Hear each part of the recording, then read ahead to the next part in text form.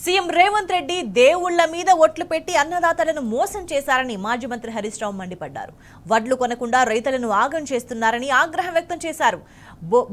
Bonus మాట దేవుడెరుగు, కనీసం మద్దతు ధర కూడా అన్నదాతలకు అందడం లేదని ఫైర్ అయ్యారు. రుణమాఫీ ఇవ్వకుండా రైతన్నలను మోసం చేశారని హరీష్ రావు ధ్వజమెత్తారు. అన్నదాతలకు ఇచ్చిన హామీలు ఏమయ్యాయని నిలదీయడం కోసమే ఎమ్మెల్యే సంజయ్ పాదయాత్ర చేపట్టారని స్పష్టం చేశారు హరీష్ రావు. ఒక మంచి ఎమ్మెల్యేగా మీకు తెలుసు, కానీ నాకు యశోద ఆసుపత్రిలో ఆయన డాక్టర్గా ఉన్నప్పుడు మంచి డాక్టర్గా తెలుసు. ఎవరికి ఏ ఆపద వచ్చినా నేను ఫోన్ కొడుతుంటే, నేను ఫోన్ చేయగానే బిల్లు మాఫ్, ఆయన బిల్లు మాఫ్. అయితే బిల్లు సంగతి పక్కకు పెట్టుండ్రు. ఆయన దేనికి స్పెషలిస్టు? Spine doctor. స్పైన్ అంటే వెన్నుముక. మన వెన్నుముకకి ఏదన్నా సమస్య వస్తే చికిత్స చేసే డాక్టర్. దేశానికి వెన్నుముక ఎవరు? ఇవాళ దేశానికి వెన్నుముక అయిన ఆ రైతన్నకు కష్టం వస్తే ఈ స్పైన్ డాక్టర్ ఇవాళ 25 కిలోమీటర్ల పాదయాత్ర చేసింది. వెన్నుముకకు చికిత్స చేసి ఆ రోజు డాక్టర్గా పేరు తెచ్చుకున్నాడు. ఇవాళ రైతులకు కష్టం వస్తే ఆ రైతులకు అండగా నిలబడడానికి పాదయాత్ర చేసిండు. ఆనాడు డాక్టర్గా మంచి పేరు తెచ్చుకున్నాడు. ఇవాళ ఎమ్మెల్యేగా అంతకంటే మంచి పేరు తెచ్చుకున్న సంజయ్ని నేను మనస్ఫూర్తిగా అభినందిస్తా ఉన్నా.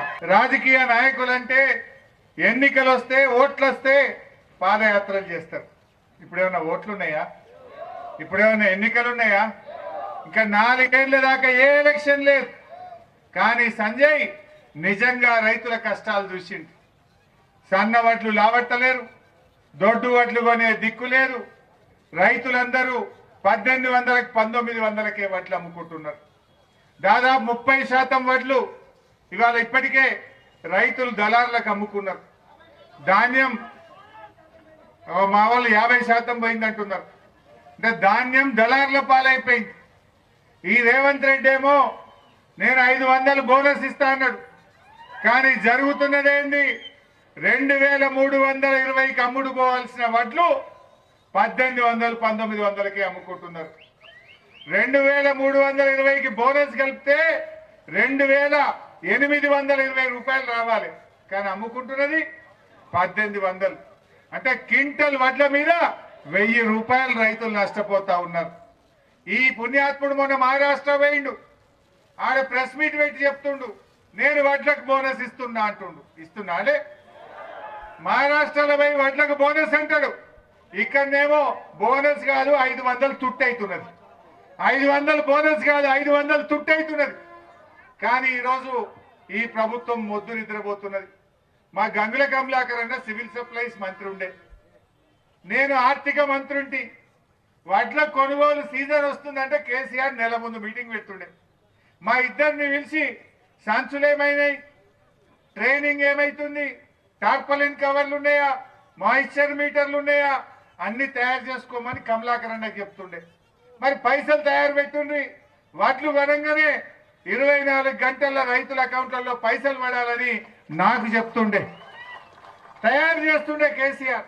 అందుకే కేసీఆర్ ఉన్నప్పుడు ఎప్పుడు కూడా వడ్ల కొనుగోలుకు ఇబ్బంది రాలే.